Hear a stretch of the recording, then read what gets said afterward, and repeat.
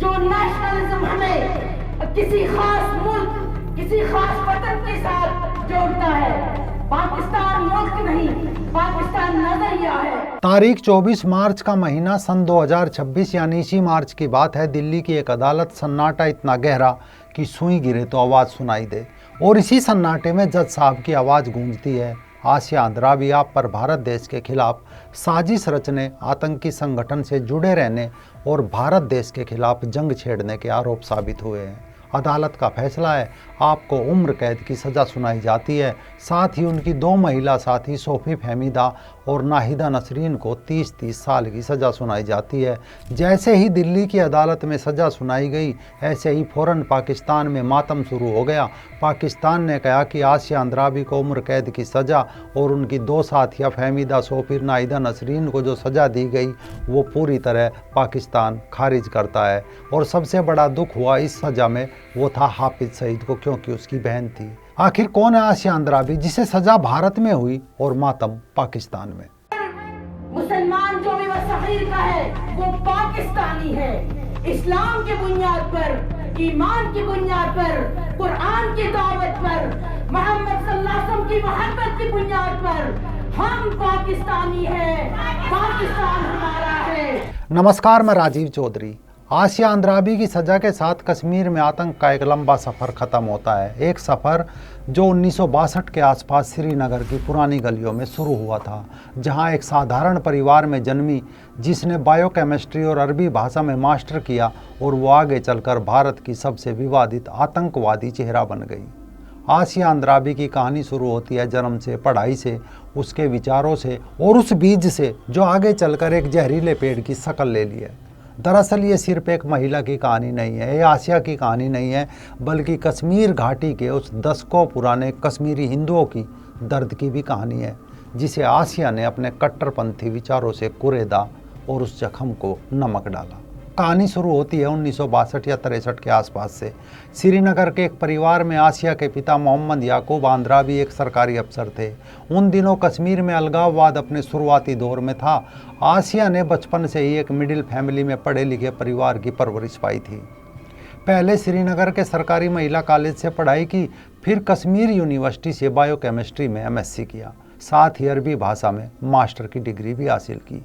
आप सोच रहे होंगे, एक बायोकेमिस्ट्री की छात्रा जो विज्ञान पढ़ रही है वो आखिर कैसे आतंक की तरफ मुड़ गई? इसका जवाब है 1980 का दशक। ये वो दौर था जब कश्मीर घाटी में हिंदुओं के खिलाफ मस्जिद मदरसों से धीरे धीरे नफरत की अजान हो रही थी। उस चिंगारी को सुलगाया जा रहा था और 1987 के विधानसभा चुनाव में कथित गड़बड़ियों का नाम देकर अचानक घाटी की नसों में आग लगा दी गई। आसिया उस समय एक युवा शिक्षिका थी। उसे भी नारे सुनाई दिए, कश्मीर बनेगा पाकिस्तान, हाथ में बम बंदूक उठाए। आसपास के युवा सड़कों पर उतर रहे थे, लेकिन अभी तक आसिया को बाकियों से एक चीज़ अलग करती थी, वो था उसका लिबास। सूट सलवार पहनती थी, कोई पर्दा नहीं था। लेकिन घाटी के सुलगते ही आसिया ने मजहबी लिबास धारण कर लिया, यानी काला टेंट, और 80 के दशक के अंत में फुल बुर्का नसी बन गई। ये सिर्फ एक पोशाक नहीं थी, ये उसकी पहचान थी। उसने खुद को मजहबी विचारधारा के प्रति समर्पित कर दिया था और तभी उसके मन में एक संगठन बनाने का ख्याल आया। एक ऐसा संगठन जो महिलाओं को इस्लामी पहचान देगा, बुर्का देगा, हिजाब देगा, वो खुश होकर हलाला कराएगी और मजहब की जय जयकार बोलेगी। यही सोचकर 1987 में आसिया अंद्राबी ने एक संगठन की नींव रखी, दुख्तरान मिल्लत, यानी देश की बेटियां। आरंभ में ये संगठन महिलाओं को इस्लामिक शिक्षा देने के नाम पर सामने आया, लेकिन देखते ही देखते इसने अपनी असली पहचान बना ली। आसिया ने घोषणा की कि जम्मू कश्मीर एक अलग देश है और यहाँ शरिया कानून लागू होना चाहिए। उसने तिरंगे को काला झंडा कहना शुरू कर दिया। वो सड़कों पर उतरती, बुर्के में हाथ में काला झंडा लिए नारे लगाती थी कि हम क्या चाहते, आज़ादी, हम लड़ कर लेंगे आज़ादी, जो करे खुदा का खौफ वो उठा ले क्लासिको। उसके साथ सैकड़ों महिलाएं होती थी जिन्हें वो इस्लामिक बहनें कहकर बुलाती थी। उसका तरीका था उकसाना। उसके भाषणों में भारत विरोध के साफ शब्द होते थे। वो कहती थी कि कश्मीर में जो आतंक हो रहा है वो जिहाद है। यहाँ तक कि उसने 1990 के दशक में घाटी से हिंदुओं के पलायन का जश्न मनाना आरंभ कर दिया था। हिंदू महिलाओं बच्चियों के रेप और हत्या को जायज़ बताना शुरू कर दिया था। आसिया अंद्राबी का नाम सिर्फ अलगाववाद तक सीमित नहीं रहा, उसे पाकिस्तान स्थित आतंकी संगठन लश्कर-ए-तोयबा के सरगना हाफिज सईद भी अपनी मुंह बोली बहन मानने लगा। हालांकि ये कैसी बहन मानते हैं सब जानते हैं, लेकिन उसका विवाह भी घाटी के कुख्यात आतंकी कमांडर आशिक हुसैन फख्तू मोहम्मद कासिम से हुआ। उसके इन रिश्तों ने उसके अलगाववादी नेटवर्क को मजबूत किया और उसकी गतिविधियों को सीधे तौर पर आतंकी संगठनों से जोड़ दिया। भारत सरकार की पहली बार नींद खुली 1993 में। वो पहली बार अपने नवजात बच्चे के साथ गिरफ्तार हुई। 13 महीने जेल में रही। आरोप था भड़काऊ भाषण देना, राष्ट्रद्रोह फैलाना, लेकिन जमानत पर जल्दी छूट गई। इसके बाद तो मानो वो और मुखर हो गई। एक के बाद एक कई मामले दर्ज होते गए। दुख्तरान मिल्लत के कार्यकर्ता अब सिर्फ भाषण नहीं देते थे, बल्कि पाकिस्तान के समर्थन में रैलियां निकालते, 26 जनवरी 15 अगस्त को काला दिवस मनाते और भारतीय सेना के खिलाफ जहर उगलते। आसिया अंद्राबी अब केवल एक वक्ता नहीं थी, वो सूत्रधार बन चुकी थी। पाकिस्तान और ISI की दुलारी बन गई थी, जिसमें उसका साथ दे रही थी नाहिदा नसरीन जो संगठन की महासचिव बन गई थी, और फहमीदा सोफी जो संगठन की प्रेस सचिव थी। ये तीनों मिलकर दुख्तरान मिल्लत के माध्यम से कश्मीर में अलगाववादी गतिविधियों को अंजाम देती थी। जब घाटी में आतंक अपने चरम पर था, इनका संगठन हिजबुल मुजाहिदीन और लश्कर-ए-तोयबा जैसे आतंकी संगठनों के लिए एक फ्रंट ऑर्गेनाइजेशन की तरह काम करने लगा। अब वो अक्सर पाकिस्तान और POK जाती थी। वहाँ भारत विरोधी नेताओं से, आतंकवादियों से मिलती थी, कश्मीर की आज़ादी के तराने गाती थी। यहाँ तक कि साल 2012 में उसने एक बयान दिया कि अमेरिकी राष्ट्रपति बराक ओबामा को इस्लाम का दुश्मन मानती है, उनकी हत्या का समर्थन करती है। ये बयान इतना विवादास्पद था कि उसके खिलाफ मामला तक दर्ज किया गया। आसिया विरोध करती थी कश्मीर में फिल्म की शूटिंग का, कश्मीर में म्यूजिक का, कश्मीर में पर्यटकों का। यहाँ आना चाहते हैं बिकॉज ऑफ दिस, जस्ट ये यहाँ पे तहजीबी जहरियत चाहते हैं।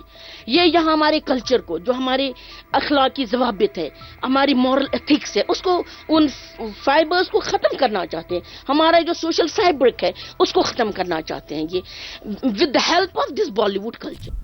लेकिन हर बार जेल जाती और जमानत पर बाहर आ जाती। उसका संगठन निरंतर कश्मीर में जिहाद फैला रहा था। साल आ गया था 2019, जब भारत सरकार ने 2019 में अनुच्छेद 370 हटाया। इसके बाद आसिया की सक्रियता और बढ़ गई। वो घाटी में सबसे बड़ी महिला अलगाववादी नेता के रूप में उभर कर सामने आई। उसने घोषणा की कि वो इसके खिलाफ लड़ाई लड़ेगी, खुली जंग का आह्वान करने लगी। बल्कि यहीं तक नहीं रुकी, तीनों ने मिलकर सोशल मीडिया, सार्वजनिक मंचों, भाषणों, रैलियों के जरिए कश्मीर को भारत से अलग करके पाकिस्तान में विलय करने की वकालत तक करने लगी। हम पाकिस्तानी हैं, पाकिस्तान हमारा है, भले ही हम दुनिया के किस हिस्से में रहते हों, हम दुनिया के किसी भी हिस्से में रहते हों, हम पाकिस्तानी हैं, क्योंकि पाकिस्तान कलमा तय्यबा की बुनियाद पे हमें मिला है। पाकिस्तान हमें ईमान की बुनियाद पर मिला है, इस्लाम की बुनियाद पर मिला है, और ये पाकिस्तान हमारे लिए मदीनसानी की हैसियत रखता है। वे Facebook, Twitter, YouTube, Pakistani TV चैनलों के माध्यम से भारत विरोधी संदेश और भड़काऊ भाषण देती रही। साल 2019 में उनके खिलाफ एक और बड़ा केस दर्ज हुआ, UAPA गैर कानूनी गतिविधियां रोकथाम अधिनियम के तहत। आरोप था वो आतंकी फंडिंग में शामिल थी, पाकिस्तानी एजेंसियों और वहां के आतंकवादी संगठनों के संपर्क में थी और घाटी में हिंसा को बढ़ावा दे रही थी। साल 2020 में गिरफ्तार किया गया। पूछताछ में पता चला वो पाकिस्तान की खुफिया एजेंसी ISI से सीधे संपर्क में थी। उसके पास से ऐसे दस्तावेज मिले जिनसे पता चला कि कश्मीर में आतंकवादियों को लॉजिस्टिक सपोर्ट दे रही थी।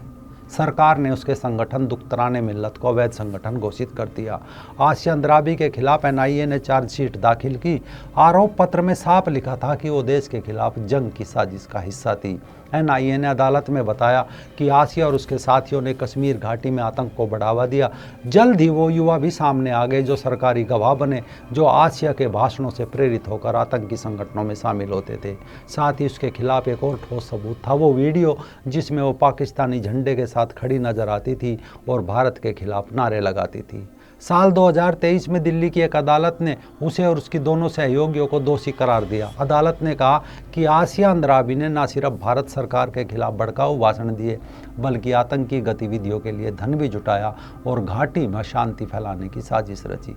अब उम्र कैद की सज़ा उसे सुनाई गई, लेकिन इस कहानी में सज़ा की बात नहीं है। सवाल ये है कि एक शिक्षिका जिसके पास विज्ञान की डिग्री थी वो आतंक के रास्ते पर कैसे चली गई, उसके दिमाग में क्या बीज बोया गया और वो अपने ही देश को दुश्मन समझने लगी। हालांकि अब उम्र कैद की ये सज़ा उसके कर्मों का हिसाब है। यही कारण है कि पाकिस्तान में उसकी सज़ा पर मातम है, क्योंकि हाफिज की बहन अब जीवन भर सलाखों के पीछे रहेगी।